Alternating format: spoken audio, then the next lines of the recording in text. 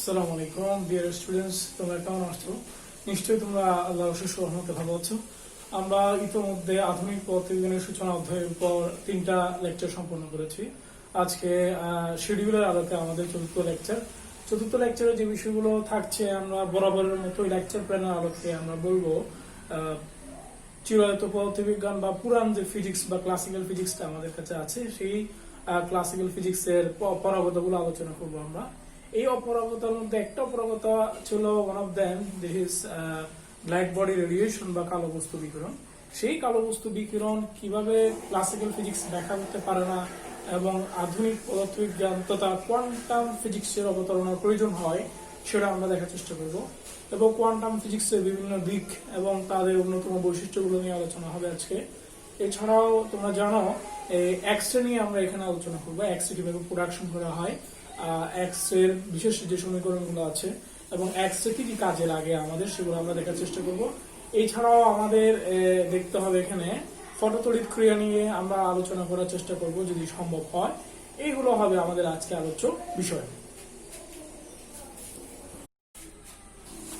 Classical ফিজিক্সের যে অপরাগতার বিষয়গুলো ছিল তার মধ্যে আমরা বলেছিলাম 1 নম্বর হচ্ছে চিরায়ত বলবিজ্ঞানের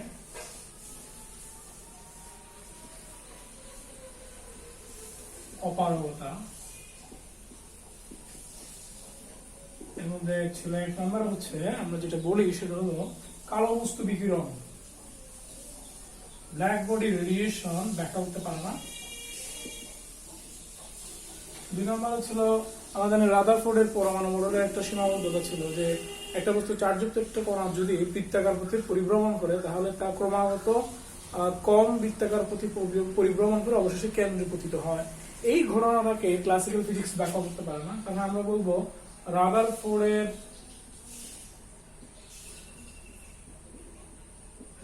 মডেলের সীমাবদ্ধতা।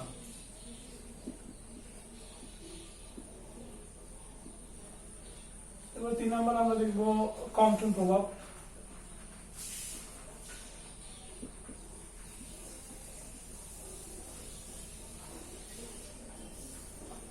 এই ধরনের মোটামুটি এই 3টা ঘটনায় আমরা আমাদের এই ইন্টারমিডিয়েট সিলেবাসে কভার করার চেষ্টা করব। এছাড়াও হাইড্রোজেন স্পেক্ট্রা আছে, এটাও আমরা দেখবো কিভাবে হয়। এই ধরনের বেশ কিছু ঘটনা ক্লাসিক্যাল ফিজিক্স বা চিরায়ত বলবিজ্ঞান বা পুরান ফিজিক্স বা নিউটনিয়ান ফিজিক্স ব্যাখ্যা করতে পারে না। তোমরা নিউটনিয়ান ফিজিক্স মানে আমরা কি বলেছিলাম নিশ্চয়ই মনে আছে? নিউটনিয়ান ফিজিক্স মানে আমরা বলেছিলাম আলোর ক্ষেত্রে নিউটন স্যার বলেন যে আলো এক জায়গা থেকে আরেক জায়গায় রশ্মি আকারে চলাচল করে। আর নিউটনিয়ান ফিজিক্সের আরেকটা পার্ট ছিল সেটা হচ্ছে ওয়েভ থিওরি, অর্থাৎ আলোর ওয়েভ থিওরি ছিল, অর্থাৎ আলোর তরঙ্গ তথ্য, যেখানে বলা হচ্ছে যে আলো এক জায়গা থেকে আরেক জায়গায় তরঙ্গ আকারে 3 × 10⁸ মিটার পার সেকেন্ড বেগে সঞ্চালিত হয়। এখানে তরঙ্গ এবং আলো রশ্মি উভয় ক্ষেত্রে আলোকে একটা রে অর্থাৎ কন্টিনিউয়াস হিসেবে বিবেচনা করা হয়েছে, অর্থাৎ নিরবচ্ছিন্ন এভাবে বিবেচনা করা হয়েছে। আর আমরা দেখাবো এই নিরবচ্ছিন্ন আলোর এই নিরবচ্ছিন্ন ধারণা দিয়ে পদার্থবিজ্ঞান আলোকে টোটালি ডেসক্রাইব করতে পারে না এবং আলো সংক্রান্ত আরো অনেকগুলো ফেনোমেনা যেমন ব্ল্যাক বডি রেডিয়েশন, যেমন হচ্ছে কম্পটন প্রভাব, যেমন হচ্ছে আমরা জানি রাদারফোর্ডের পরমাণু মডেলের এই বিষয়গুলোকে টোটালি এক্সপ্লেন করা যায় না। সেজন্য এক্ষেত্রে আমাদেরকে এই আইডিয়া ইন্ট্রোডিউস করতে হয় যেটা 1900 সালে ম্যাক্স প্ল্যাঙ্ক দিয়েছিলেন যে আলোক রশ্মি আসলে কন্টিনিউয়াস নয়, এরা হচ্ছে ডিসক্রিট। মানে আমরা যেমনটি বলি একটা পানির ট্যাপ দিয়ে যখন পানি পড়ে তখন আমাদের কাছে মনে হয় যে পানির কতগুলো রে পড়তেছে, কিন্তু সেই ট্যাপটাকে যদি আমরা স্লো করে দিই তাহলে পানি গ্র্যাজুয়ালি পানিগুলো ফোঁটাতে রূপান্তর হয়। অর্থাৎ আমাদের বিবেচনায় প্রথমে যে পানি ছিল রে আকারে, এটা ছিল পুরান ফিজিক্সের ধারণা।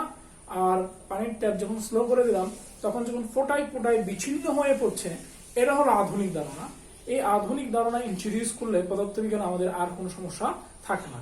মোটামুটি প্রকৃতির সব ঘটনা এই কোয়ান্টাইজেশন আইডিয়া দিয়ে কি করা যায়, ব্যাখ্যা করা যায়। তাহলে এই ধরনের একটা ঘটনার কথা আমরা বলেছি, সেটা হচ্ছে কালো বস্তু বিকিরণ তথা ব্ল্যাক বডি রেডিয়েশন। তোমরা নিশ্চয়ই কালো বস্তু সম্পর্কে হালকা পাতলা ধারণা থাকবে তোমাদের। প্রথমে আসি কালো বস্তু বা কৃষ্ণ বস্তু কাকে বলে। আমরা কৃষ্ণ বস্তু বা আদর্শ কৃষ্ণ বস্তু তাকে বলি যে বস্তু তার উপর আপতিত, যে বস্তু তার উপর আপতিত সকল দৃশ্য এবং অদৃশ্য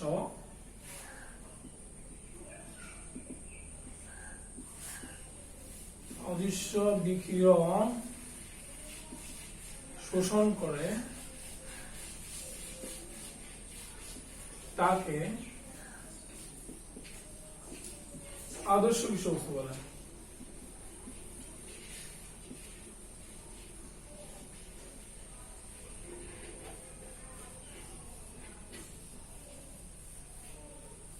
তাহলে এই যে আদর্শ কালো বস্তু বা কৃষ্ণ বস্তুর সংজ্ঞাটা আমরা পেলাম। আমরা জানি কৃষ্ণ বস্তুর ক্ষেত্রে বা কালো বস্তুর ক্ষেত্রে, কৃষ্ণ বস্তুর ক্ষেত্রে কি হয়ে থাকে, তিনটা ঘটনা ঘটতে পারে। একটা হলো অ্যাবজর্পশন হতে পারে, একটা রিফ্রাকশন হতে পারে আলোক রশ্মি, আর একটা ট্রান্সমিশন হতে পারে।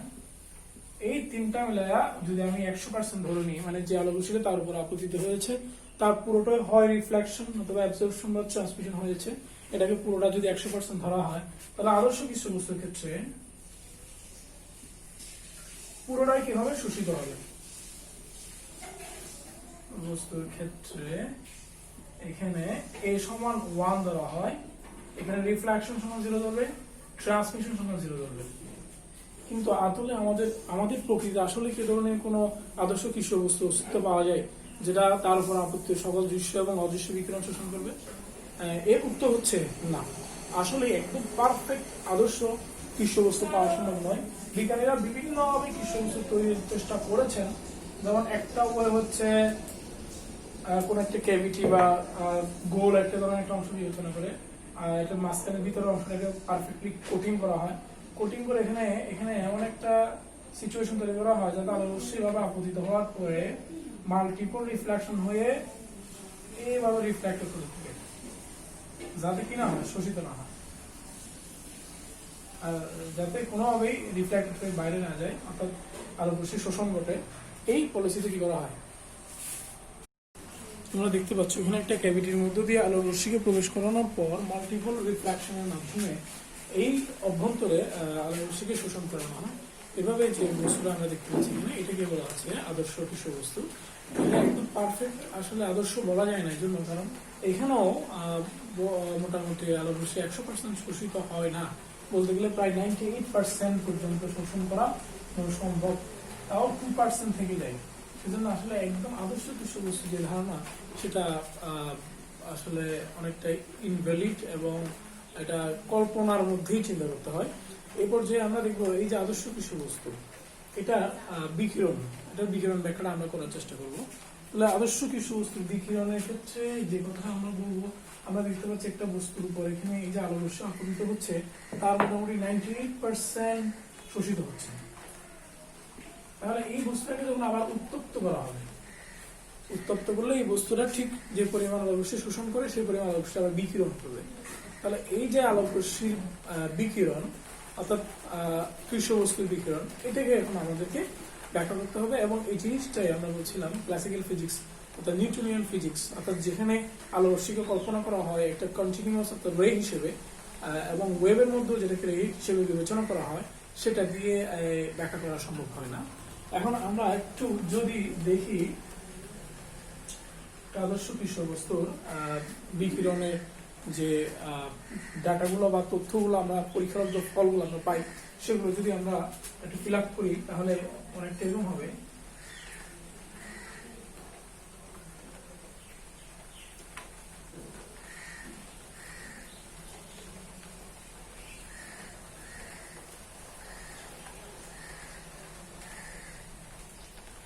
এগুলো আসলে এক একটা তাপমাত্রা বোঝাচ্ছে, T1, T2, T3। তাহলে একটা কৃষ্ণ বস্তুকে T1 তাপমাত্রায় উত্তপ্ত করলে সেটা যে আলো রশ্মিগুলো বিকিরণ করবে বিভিন্ন তরঙ্গদৈর্ঘ্যে তা x অক্ষ বরাবর, এবং বিকিরিত এই আলোগুলো অর্থাৎ আলোর ইন্টেন্সিটি যদি y অক্ষ বরাবর স্থাপন করা হয় তবে এ ধরনের লেখচিত্র পাওয়া যায়। T1 তাপমাত্রায় উত্তপ্ত করার পরে এই বস্তুটা যে পরিমাণ আলো রশ্মিগুলো বিকিরণ করবে তা ল্যামডার সাপেক্ষে যদি প্লট করা হয় এই প্রথম পাওয়া যায়। আবার তাপমাত্রা বাড়ালে তখন দেখা যাচ্ছে তাপমাত্রা বৃদ্ধির সাথে সাথে বস্তুর ইন্টেন্সিটি অর্থাৎ কৃষ্ণ বস্তুর বিকিরণের ইন্টেন্সিটি বেড়ে যাচ্ছে এবং T3 তাপমাত্রা আমরা দেখতে পাচ্ছি আরো বেশি হচ্ছে। এইভাবে আমরা যদি একটা জিনিস লক্ষ্য করি, T1 তাপমাত্রায় যে তরঙ্গ দৈর্ঘ্যে সর্বোচ্চ শক্তি বিকিরণ করে তার এই মূল্যটা বিবেচনা করতে পারি, বা T2 তাপমাত্রায় যে তরঙ্গ দৈর্ঘ্যে সর্বোচ্চ আলোকরশ্মি বিকিরণ করে সেটা এই পয়েন্টটা নির্দেশ করতেছে। T3 তাপমাত্রায় আমরা দেখতে পাচ্ছি এই পয়েন্টটা নির্দেশ করতেছে। অর্থাৎ এখানে বোঝা যাচ্ছে যে তাপমাত্রা বৃদ্ধির সাথে সাথে যে তরঙ্গ দৈর্ঘ্যে সর্বোচ্চ শক্তি বিকিরণ করে সেই তরঙ্গ দৈর্ঘ্যটা কি হচ্ছে, ক্ষুদ্র তরঙ্গের দিকে সরে যাচ্ছে। এটা একটা ব্যাপার। এবং এই পুরো রেটাকে, এই অংশটাকে মোটামুটি, যেহেতু আদর্শ কৃষ্ণ বস্তু বিকিরণটা আমরা দেখতে পাই, অতএব এই যে বিকিরণ ম্যাক্সিমাম যে অংশ হচ্ছে তরঙ্গ দৈর্ঘ্যের, সেটা অবশ্যই দৃশ্যমান হবে। এবং দ্যাটস ওয়াই এটাকে আমরা লিখবো ভিজিবল লাইট, ভিএল দ্বারা প্রকাশ করবো, ভিএল। আর তোমরা নিশ্চয়ই ভৌত আলোক বিজ্ঞান চ্যাপ্টার যখন অধ্যয়ন করেছো, এখানে দেখেছো তড়িৎচুম্বক বর্ণালীর মোটামুটি ভিজিবল লাইটের ঠিক ডান পাশে থাকে হচ্ছে ইনফ্রারেড, যেটা অনেকটা দিতে লাল। আর ঠিক বাঁয়ে এই পাশে যে অংশটা ছিল সেটা হচ্ছে ইউভি, আলট্রাভায়োলেট। তাহলে ভিজিবল লাইটে আমরা দেখতে পাচ্ছি মানে তরঙ্গ দৈর্ঘ্যে এই অংশে সর্বোচ্চ পরিমাণ শক্তি বিকিরণ করবে। এবং তাপমাত্রা বৃদ্ধির সাথে সাথে আমরা যে কার্ভগুলো পাবো, সেই কার্ভের ম্যাক্সিমাম তরঙ্গ দৈর্ঘ্য, সর্বোচ্চ তরঙ্গ দৈর্ঘ্যে বিকিরণটা ঠিক আলট্রাভায়োলেটের দিকে কিভাবে আস্তে আস্তে ধাবিত হয়ে যাবে। এই মোটামুটি আদর্শ কৃষ্ণ বস্তু বিকিরণের পরীক্ষালব্ধ ফলাফলের লেখচিত্র। এখন এই পুরো ঘটনাকে ক্লাসিক্যাল মেকানিক্স তথা চিরায়ত বলবিজ্ঞান তথা নিউটনীয় আইডিয়া বা ওয়েব থিওরি ব্যাখ্যা করতে গিয়ে দেখা যায় যে তারা একটা সূত্র প্রদান করেন, দুটো সূত্র প্রদান করেন। একটা আমরা বলি উইনস ল, উইনের সূত্র। এই সূত্রগুলো আমরা পড়েছিলাম আমাদের ফার্স্ট ইয়ারে, ইন্টারমিডিয়েটে আমাদের একটা চ্যাপ্টার ছিল তাপ বিকিরণ, এখানে পড়ানো হয়েছিল। তোমাদের নতুন সিলেবাস না থাকার কারণে তোমরা জিনিসটা দেখতে পাচ্ছ না। এখানে উইনস ল এটাকে ডিসপ্লেসমেন্ট ল বলে, ডিসপ্লেসমেন্ট ল। এখানে দেখানো হয় lambda M T equals to ধ্রুবক। মানে এটা একটা আইডিয়া দিচ্ছে যে তাপমাত্রা যত বাড়বে ওই ল্যামডা এমটা কি হবে, গ্র্যাজুয়ালি শর্ট ওয়েভলেংথ দিয়ে সরে যাবে। মানে কারণ এই দুটোর মধ্যে ব্যস্তানুপাতিক সম্পর্ক, lambda is proportional to 1/t। অর্থাৎ ল্যামডার মান যত ছোট হবে টি তত বাড়বে, অর্থাৎ টি এর মান বাড়লে ল্যামডা ম্যাক্সিমাম ছোট হবে। অর্থাৎ ওই যে আমরা বলছিলাম যে তরঙ্গগুলো সর্বোচ্চ শক্তি বিকিরণ করে সেগুলো কি হচ্ছে, শিফট হচ্ছে। সেই পয়েন্টগুলো শিফট হওয়ার কারণে এটাকে বলা হচ্ছে উইন্স ডিসপ্লেসমেন্ট ল। এবং এই উইন্স ডিসপ্লেসমেন্ট ল এর সাহায্যে, অর্থাৎ বিনয়ী সূত্রের সাহায্যে, আর বিনয় বলতেছি কেন, কারণ ডাব্লিউ কে জার্মান ভাষায় ভয়ের মতো উচ্চারণ করে, সেই জন্য এটাকে বিনয় সূত্র বলে। এই অংশটাকে বিনয় সূত্র দিয়ে ব্যাখ্যা করা যায়। অর্থাৎ ক্ষুদ্র তরঙ্গ দৈর্ঘ্য আর পরীক্ষালব্ধ ফলাফলের ক্ষুদ্র তরঙ্গ দৈর্ঘ্য অংশটা বিনয় সূত্র দিয়ে ব্যাখ্যা করা যায়, যেটা এই দীর্ঘ তরঙ্গ দৈর্ঘ্যের বেলায় খাটে না। আবার এই দীর্ঘ তরঙ্গ দৈর্ঘ্যের অংশটুকু ব্যাখ্যা করার জন্য আরেকটা সূত্র প্রদান করা হয়, সেটা হচ্ছে রেলে-জিনসের ল। রেলে-জিনসের ল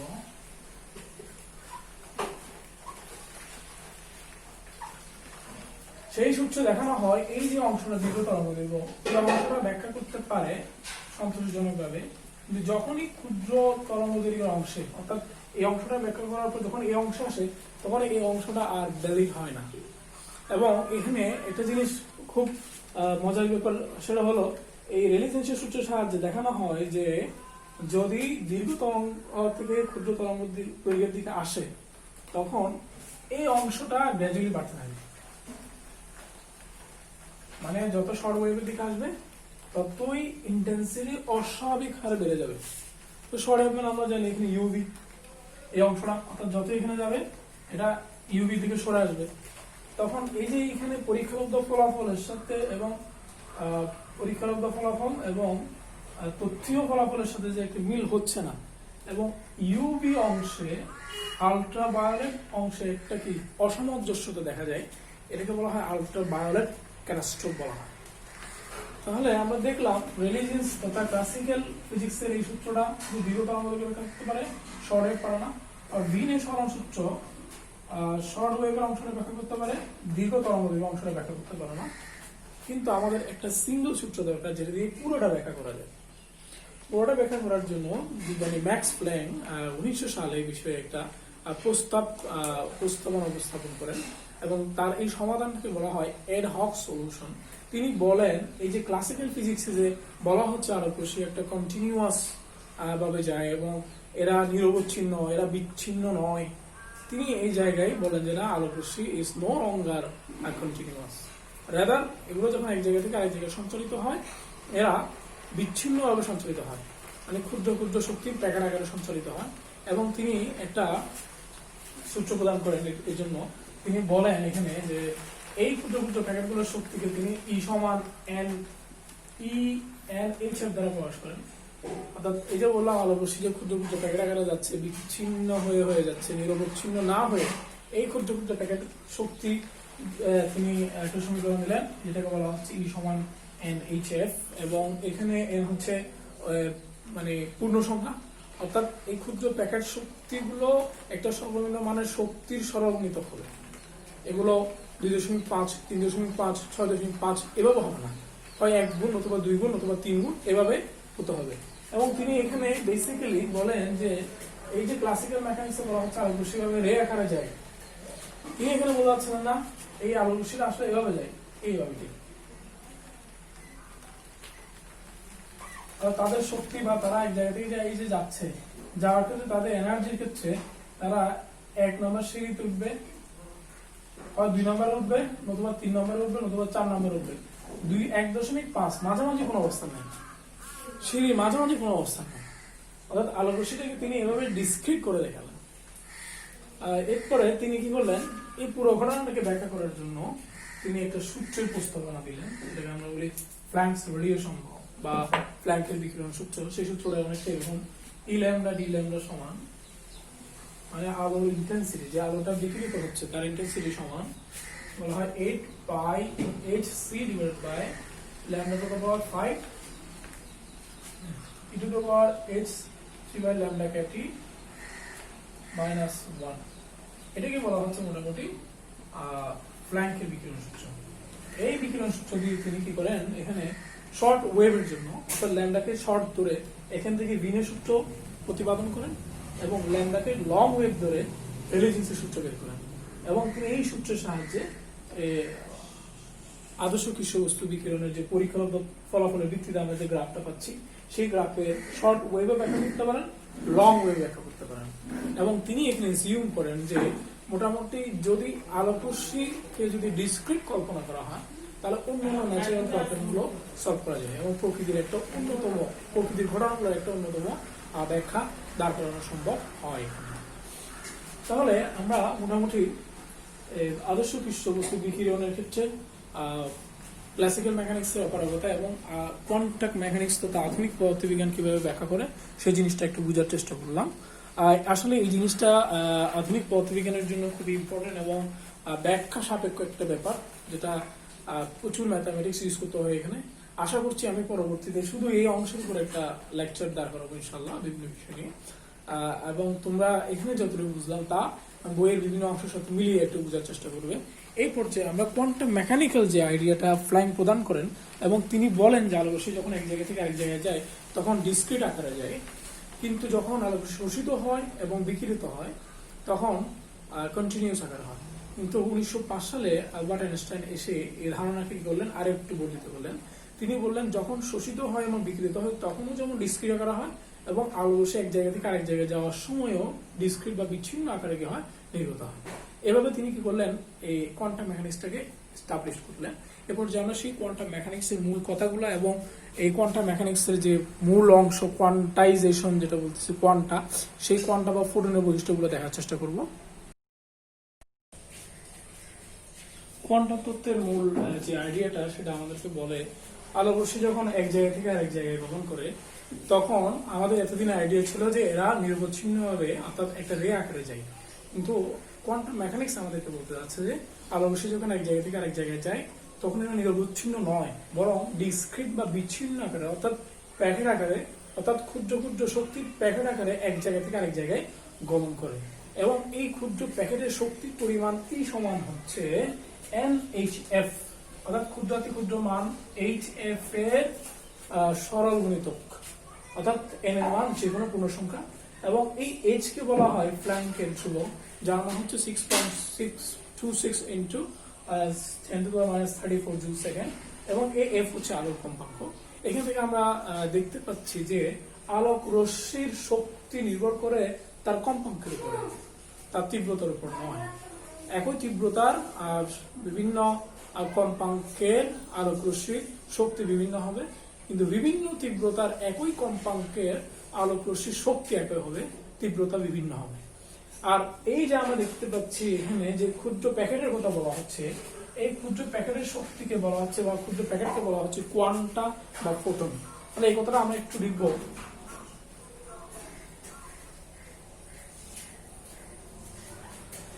এই ক্ষুদ্র প্যাকেটের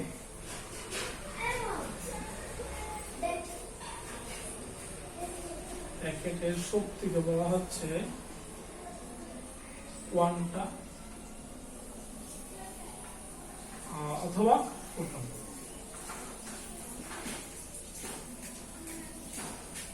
তাহলে photon is nothing but the quantisation of light. আলোকে ছোট ছোট প্যাকেটে ভাগ করাটাকে বলা হয় কোয়ান্টায়ন, অর্থাৎ এই ছোট ছোট প্যাকেটগুলো একটা নাম হচ্ছে ফোটন। এবং এই তথ্যটাকে আমরা সামগ্রিকভাবে বলছি কোয়ান্টাম তত্ত্ব। তাহলে ফোটনের কিছু ধর্ম আমাদের জানতে হবে ভালো করে। ফোটনের ধর্মসমূহ, তাহলে ফোটন ইজ নাথিং বাট আলোর একটা প্যাকেট। তাহলে আমরা বলবো ইহা সরলরৈখিকভাবে আলোর দ্রুতিতে চলে, 3 to 8 মিটার পার সেকেন্ড বেগে চলে। এক নাম্বার।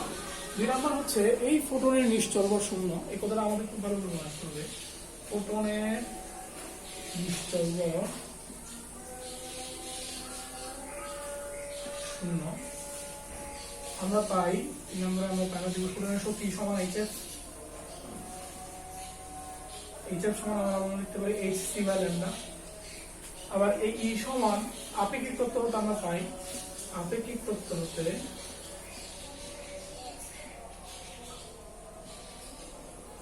যে সূত্রটা সমীকরণটা প্রমাণ আমরা দেখাই নাই বা আমাদের সিলেবাসে না থাকার কারণে সেই সমীকরণটা হচ্ছে E সমান TC। আমরা বলি E মানে হচ্ছে এখানে ভরবেগ, C হচ্ছে আলোক বেগ। তাহলে আমরা এখান থেকে লিখতে পারি সুতরাং HF সমান TC বা P সমান দাঁড়াচ্ছে HF বাই C। এভাবে আমরা HF বাই C এখান থেকে আমরা এভাবে ফোটনের ভরবেগ বের করতে পারি। এবার আরেকটা বিষয় হচ্ছে আমাদের জানা থাকতে হবে ফোটন পদার্থের কণার সাথে সংঘর্ষ লিপ্ত হয়। পদার্থের কণা মানে আমরা এখানে বুঝাচ্ছি ইলেকট্রন। 4 নাম্বার, ফোটন পদার্থের কণার সাথে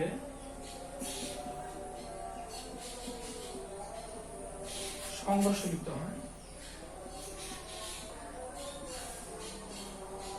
এবং এই সংঘর্ষ পুরোটাই স্থিতিস্থাপক।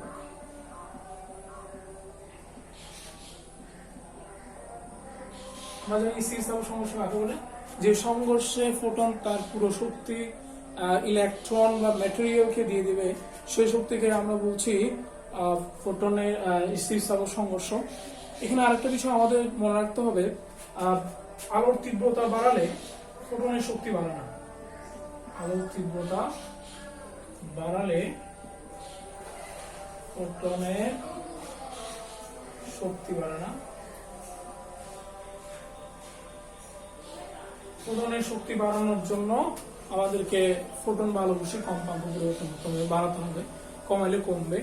এভাবে আমরা ফোটন তথা আলোক রশ্মির শক্তি সম্পর্কে যে রিয়েল আইডিয়াটা কোয়ান্টাম মেকানিক্স বা আধুনিক পদার্থবিজ্ঞান আমাদেরকে দিচ্ছে সেটা আমরা পাই। এছাড়া আরেকটা বিষয় আমাদের মনে থাকতে পারে, সেটা হলো নির্দিষ্ট তরঙ্গ দৈর্ঘ্য ল্যামডার জন্য আলোর শক্তি hc/ল্যামডা এর পূর্ণগুণিতক হয়, অর্থাৎ যেটা আমরা দেখেছি E সমান hf, যেখানে E সমান লিখতে পারি E সমান hc/ল্যামডা।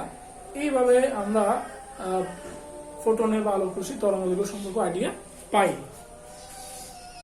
এই পর্যায়ে আমরা কোয়ান্টাম মেকানিক্স বা কোয়ান্টাম ফিজিক্সের যে আইডিয়াটা আমরা তোমাদের সামনে ইন্ট্রোডিউস করলাম, সেখান থেকে যে একটা সমীকরণ পেলাম E সমান nhf, এই সমীকরণ দিয়ে আমরা একটা প্রবলেম সলভ করার চেষ্টা করবো। আমরা অলরেডি দেখতে পাচ্ছি, আমরা লিখেছি একটা আলোর তরঙ্গ দৈর্ঘ্য হচ্ছে 5600 অ্যাংস্ট্রম, তাহলে তার শক্তি কত এবং তার ভরবেগ নির্ণয় করো। তাহলে আমরা প্রথমেই যদি দেখি এখানে ক নম্বরে এখানে আলোর তরঙ্গ দৈর্ঘ্য দেওয়া আছে 5600 অ্যাংস্ট্রম। তোমরা নিশ্চয়ই জানো 1 অ্যাংস্ট্রম সমান হচ্ছে 10⁻10 মিটার।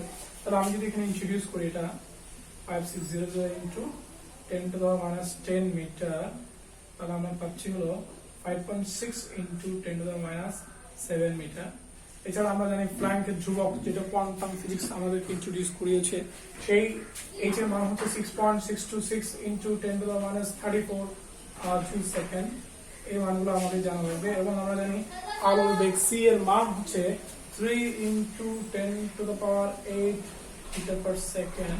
তাহলে এই মানগুলো বসিয়ে আমরা শক্তি তথা E বের করতে পারি।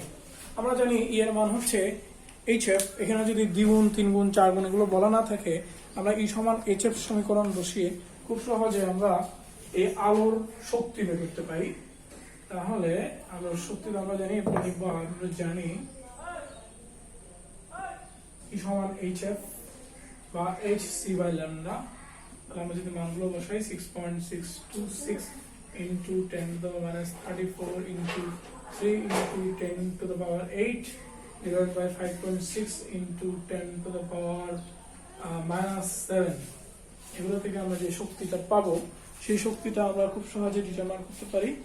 এখানে 6.626 into 3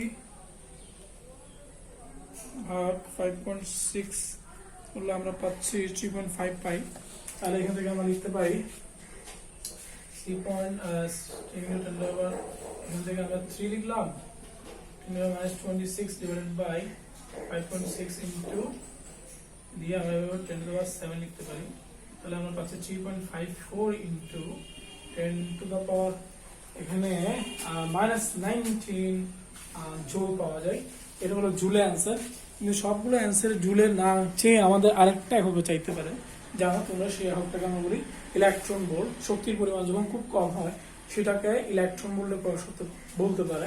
তাহলে আমি যদি এটাকে ইলেকট্রন ভোল্টে নিতে চাই, তাহলে 3.54 কে কি করবো 10⁻6 আর 19 কে আমরা 1.6 ইন্টু 10⁻19 দ্বারা ভাগ করবো। ভাগ করলে যে এককটা বেরোবে সেটা হচ্ছে ইলেকট্রন ভোল্ট। এভাবে শক্তিকে ইলেকট্রন ভোল্টে চাইতে পারে। আরেকটা প্রবলেম আমরা দেখতে পাচ্ছি, সেই প্রবলেমটা হচ্ছে ভরবেগ নির্ণয় করো। আমরা ভরবেগের ক্ষেত্রে আমরা জানি সেটা হচ্ছে P সমান, আমরা দেখিয়েছি P সমান PC একটা কথা বলেছি আমরা, এবং E সমান আরেকটা সমীকরণ দেখিয়েছি hf। তাহলে P সমান দাঁড়াচ্ছে hf/c। আর এখানে আমি যদি তরঙ্গ দৈর্ঘ্য দিয়ে লিখি তাহলে এখানে দাঁড়াবে h/ল্যামডা। লাস্টের সমীকরণটা আসবে যদি এখানে f এর মান c/ল্যামডা বসাই, তাহলে c দিয়ে কাটা গিয়ে h/ল্যামডা আসবে। আর h এর মান আমরা জানি 6.626 ইন্টু 10⁻34, আর ল্যামডার মান হচ্ছে 5.6 ইন্টু 10⁻7। এগুলো ক্যালকুলেশন করলে আমরা 6.626 কে যদি আমরা 5.6 দ্বারা ভাগ করি তাহলে আমরা পাবো হচ্ছে 1.18 ইন্টু 10⁻7। যদি 34 থেকে চলে যায় তাহলে আমরা পাবো হলো 27। আর আমরা জানি ভরবেগের একক হচ্ছে কেজি মিটার পার সেকেন্ড। এই ধরনের প্রবলেমগুলো দিয়ে আমাদের জন্য নানা রকম কমপ্লিকেটেড সিকিউ হতে পারে, সেগুলো আমরা পরবর্তীতে দেখার চেষ্টা করব। এরপর যে আমরা দেখবো আমাদের প্রাত্যহিক জীবনে খুবই গুরুত্বপূর্ণ যে জিনিসটা আমাদের না হলেই চলে না, এমন একটা জিনিস হচ্ছে আমরা এখন বলি আধুনিক পদার্থবিজ্ঞান, যেটাকে বলা হয় এক্স রে। এই এক্স রে আবিষ্কারের কাহিনীটা খুবই চমৎকার। 1895 সালে তোমরা জানো বিজ্ঞানী উলহেলাম রনশেন ল্যাবরেটরিতে পরীক্ষা নিরীক্ষা করার জন্য কতগুলা রেডিও অ্যাক্টিভ পদার্থ নিয়ে রাখেন। তো বলা হয় যে একটা কাগজে মুড়ি এরকম বক্সে রাখার পরে তিনি দেখলেন কয়েকদিন পরে ওই কাগজের উপর একটা আস্তরণ দেখতে পেলেন। তাহলে তিনি ধারণা করলেন নিশ্চয়ই এখানে এই পদার্থগুলো একটা রশ্মি বিকিরণ করেছে। এই রশ্মিটার নাম তিনি জানতেন না তখন, সেজন্য এটাকে জানান না বিদায় এক্স রে হিসেবে তিনি কি করেছিলেন, নাম সাব্যস্ত করেছিলেন। যেমনটি আমরা ম্যাথামেটিক্স করার সময় একটি সংখ্যা নির্ণয় করতে হয়, সেই সংখ্যাটি জানা না থাকলে আমরা বলি ধরি সংখ্যাটি এক্স। এই পলিসিতে তিনি কি করেন, এই এক্স সম্পর্কে এক্স রে সম্পর্কে প্রাথমিক আইডিয়া পান। পরবর্তীতে এই এক্স রে আবিষ্কার করার জন্য একটা পদ্ধতি আবিষ্কার করেন। আমরা এখানে দেখতে পাচ্ছি একটা কুলিজ এক্স রে টিউব ব্যবহার করা হয়েছে, যেখানে এখানে দ্রুতগতি সম্পন্ন ইলেকট্রন দিয়ে ধাতুকে আঘাত করা হচ্ছে। সেই ধাতু থেকে একটা অজানা রশ্মি নির্গত হচ্ছে। এই অজানা রশ্মিটাকে বলা হচ্ছে এক্স রে, যেখানে আমরা সংজ্ঞা লিখেছি দ্রুতগতি সম্পন্ন ইলেকট্রন কোনো ধাতুকে আঘাত করলে তা হতে যে অজানা রশ্মি নির্গত হয় তাকে এক্স রে বলা হয়। এই এক্স কে আবার রঞ্জন রশ্মিও বলা হয়, তোমরা জেনে থাকবে। এখানে এই যে একটা কুলিশ এক্স রে টিউব আমরা দেখলাম, সেই কুলিশ এক্স রে টিউবটা তোমাদের অঙ্কন প্র্যাকটিস করতে হবে। আমি তোমাদের এখন একটু মুছে ফেলে কিভাবে আঁকা হয় তার একটা পলিসি দেখাবো একটা আসলে। তাহলে আমরা দেখতে পাচ্ছি এক্স রে প্রোডাকশনের জন্য আমার প্রথমেই লাগবে হচ্ছে কি দ্রুতগতি সম্পন্ন ইলেকট্রন লাগবে, অর্থাৎ তাহলে আমি প্রথমে এক্স রে প্রোডাকশন করবো। দেখো এখানে আমরা কিভাবে করবো, একটা ফিলামেন্ট নিলাম, সেই ফিলামেন্টে আমি কি করলাম, ভোল্টেজ অ্যাপ্লাই করলাম।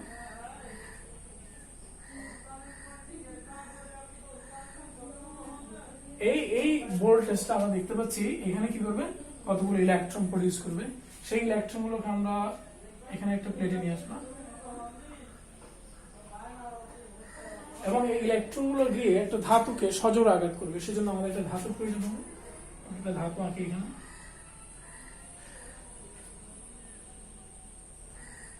এই যে ধাতুটা আমরা দেখতে পাচ্ছি, এই ধাতুকে ইলেকট্রন গুলো আঘাত করবে। এখন ধাতুকে ইলেকট্রনটা আঘাত করার জন্য এখানে উৎপন্ন হওয়া ইলেকট্রন গুলোকে আমাকে উচ্চ বেগ দিতে হবে, মানে হাই ভেলোসিটি বা গতিশক্তি দেওয়ার জন্য আমাকে কি করবো, এখানে এই পুরো অংশের মধ্যে আমরা উচ্চ বিভব প্রয়োগ করবো।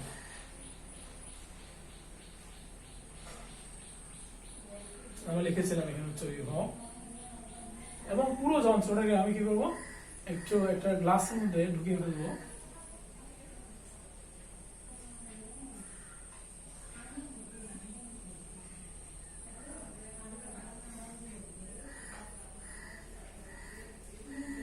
এখন এই ইলেকট্রন গুলো উচ্চ বিভবের কারণে গতিপ্রাপ্ত হয়ে ঠিক ধাতুর দিকে আগাবে, আগায় একদম ঠিক ধাতুর উপর আঘাত করবে।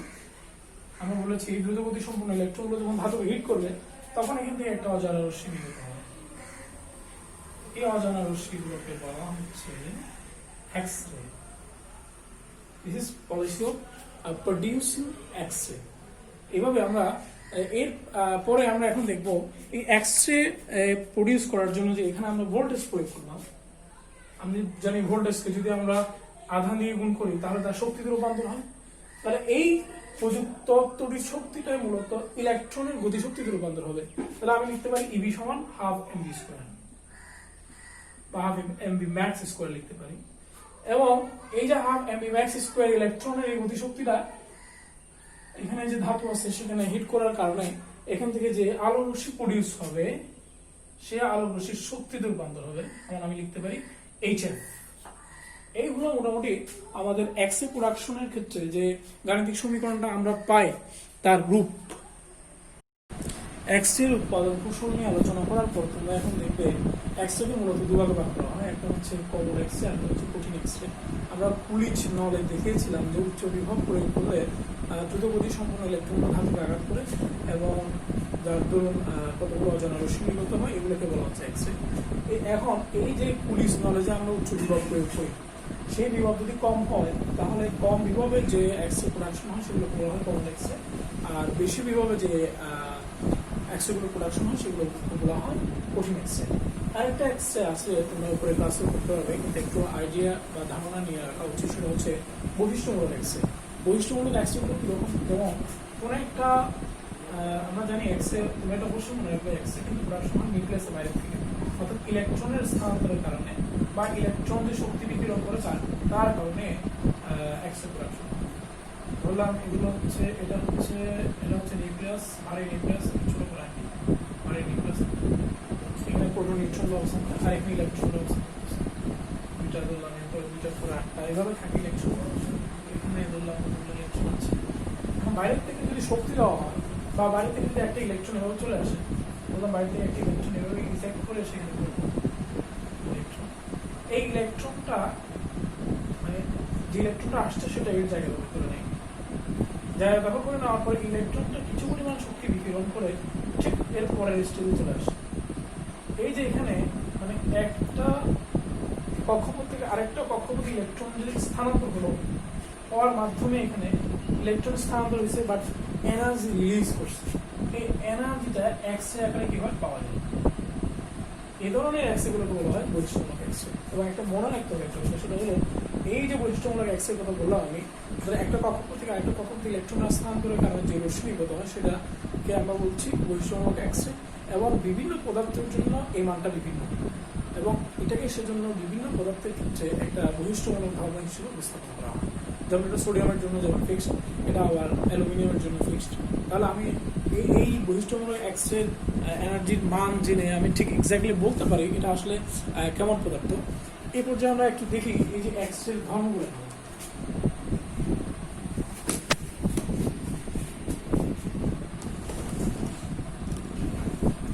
এক্স রে ধর্মগুলো হচ্ছে, এক্স রে ধর্মগুলো আমাদের একটু ভালো করে বুঝতে রাখতে হবে। এক নম্বর একটু সরলরেখা গ্রহণ করে,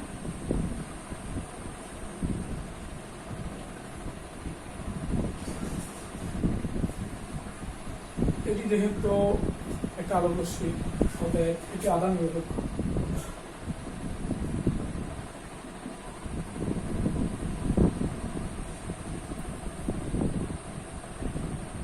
এটির ভেদন ক্ষমতা আছে।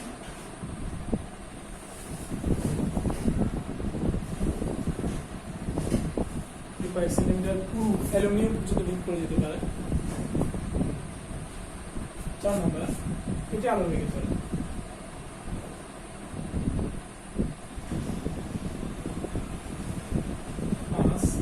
এটি প্রতিফলন, প্রতিসরণ, ব্যতিচার প্রভৃতি ঘটে।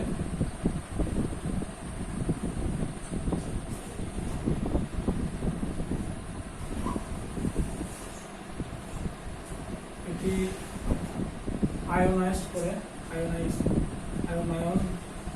ক্ষমতা আছে। গ্যাসের মধ্য দিয়ে যাওয়ার সময় এটা গ্যাসকে আয়োনাইজ করে।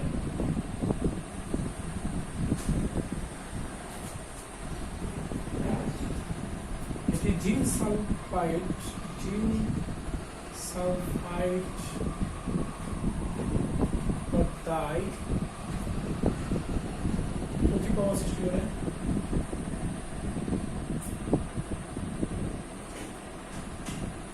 যেহেতু এটা আধান নিরপেক্ষ, এটি তড়িৎ ক্ষেত্র বা চুম্বক ক্ষেত্র দ্বারা বিচ্যুত হয় না।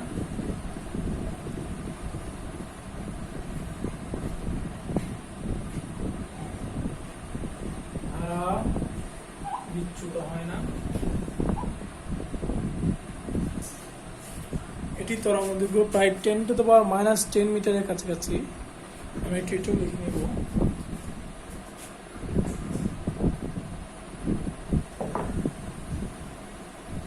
এটির তরঙ্গ দৈর্ঘ্য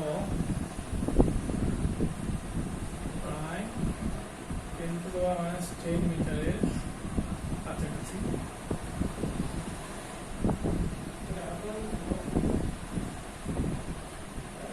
এই বৈশিষ্ট্যগুলো যদি আমরা একটু মনে রাখতে পারি, তাহলে পরীক্ষায় আমরা আমাদের আপাতত কাজ শেষ করতে পারবো।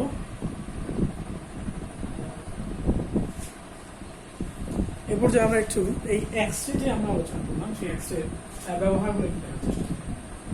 এক্স-রে ব্যবহার হচ্ছে যুগান্তরের ব্যবহার রয়েছে।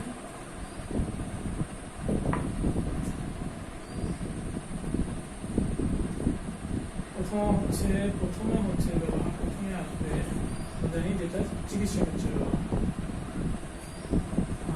এর আমরা অলরেডি বলেছি এক্স এর ধরনের মধ্যে এক্স রশ্মি করতে পারে ভেদন ক্ষমতা রয়েছে, অর্থাৎ এটা কয়েক সেকেন্ডে মাংস পিণ্ড ভেদ করে যেতে পারে, কিন্তু এটি হাড় ভেদ করে যেতে পারে না। যার ধরুন আমরা যদি হাড়ে ব্যথা পাই, হাড়ে যদি কোনো ফ্র্যাকচার দেখা দেয়, সেই ফ্র্যাকচার ডিটারমাইন করার জন্য আমরা এক্স রে করি। অর্থাৎ যখন আমরা হাড়ে ব্যথা পাই, যদি ডাক্তারের কাছে যাই, ডাক্তার আমাদেরকে প্রথমেই যে জিনিসটা সাজেস্ট করে, প্রথমে সেটা হলো এক্স রে করার জন্য বলেন। এছাড়া এক্স রে আরও ব্যবহার রয়েছে, যেমন সিটি স্ক্যান করার জন্য। মাথার সিটি স্ক্যান করতে আমাদের যে যন্ত্রটাতে আমাদের যুক্ত হয়, সেখানে প্রচুর পরিমাণে এক্স রে ব্যবহার করা হয়। এছাড়া বিভিন্ন কাজে আছেই পরিপাক নালী দিয়ে, যেমন খাদ্যবস্তু গমন অনুসরণ ইত্যাদি কাজে এক্স রে ব্যবহার করা হয়। ক্যান্সারের চিকিৎসায় এক্স রে প্রচুর পরিমাণে ব্যবহার করা হয়। সিটি স্ক্যান, তাহলে ক্যান্সার বলতে পারেন বা ইত্যাদি নানান কাজে ব্যবহার হয়। 2 নম্বর হচ্ছে শিল্পক্ষেত্রে। শিল্পক্ষেত্রে এক্স রে ব্যবহার অত্যধিক পরিমাণ, যেমন ধাতব ঢালাইয়ের কাছে ব্যবহার করা হয়। ধাতব ঢালাই ইত্যাদি কাজে, এবং শিল্পে বিভিন্ন ধরনের যে যেমন ট্রফি, লজেন্স ইত্যাদির মান বজায় আছে কিনা সেগুলো পরীক্ষা করা হয়। ক্যালাস গঠন পরীক্ষা করা হয় ইত্যাদি নানান কাজে এগুলো ব্যবহার করে। এবং গবেষণায় এক্স রে ব্যবহার করি, পরীক্ষাগারে বিশেষ করে ব্যবহার করা হয়। তারপরে বলেছিলাম এই যে ক্যারেক্টারিস্টিক যে বৈশিষ্ট্যমূলক যে এক্স রে আছে, বৈশিষ্ট্যমূলক এক্স রে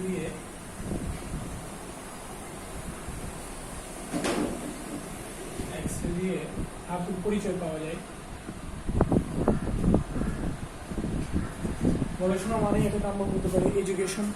গোয়েন্দা বিভাগের ব্যাপক ব্যবহার রয়েছে।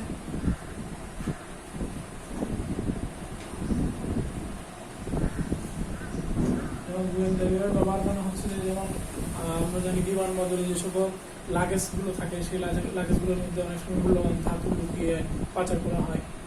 এক্স রে টিউব দিয়ে বা এক্স রে যে যন্ত্রগুলো আছে সেগুলো যদি এর উপর ধরা হয়, তাহলে মোটামুটি ডিটেকশনের মাধ্যমে আমরা এ ধরনের কোনো মূল্যবান ধাতু আছে কিনা বা কোনো আগ্নেয়াস্ত্র আছে কিনা সেটা জানতে পারি। এক্স রে থেকে আমরা অলরেডি একটা সমীকরণ পেয়েছি, কিংবা আমরা তোমাদের দেখাইছি। সেটা হচ্ছে এক্স এর যে সমীকরণ আমরা জানি, একটু লিখবো আমরা।